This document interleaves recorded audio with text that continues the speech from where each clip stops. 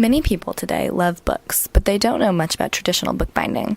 Unfortunately, talking to a bookbinder may not be very enlightening if you can't figure out what they're saying. So here are a few vocabulary tips to introduce you to the language of bookbinding. Every bookbinder starts with the same basic materials.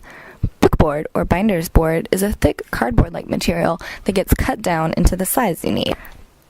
The bookboard is covered, usually in paper, leather, or book cloth. Besides the basics, like glue, brushes, needles, and thread, bookbinders also rely on a tool known as a bone folder. Bone folders come in many different sizes, and they are used most often to make creases or smooth out the cover. The parts of a book include the head, the spine, and the tail. A section of paper folded in half is called a signature. Multiple signatures are put together to create the text block, or main body of the book. An end sheet is a piece of paper glued to the inside cover of the book. End sheets often connect the cover to the text block. Many large books, like dictionaries, have what's called a tube between the spine of the book and the cover. This helps the book open with so many pages. The part of the cover that extends past the text block is known as the square.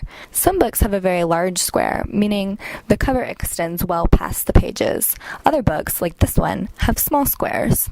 There are two basic types of hand-bound books, non-adhesive and adhesive. In non-adhesive binding, sewing is what provides the structure for the book and holds the cover and the pages together.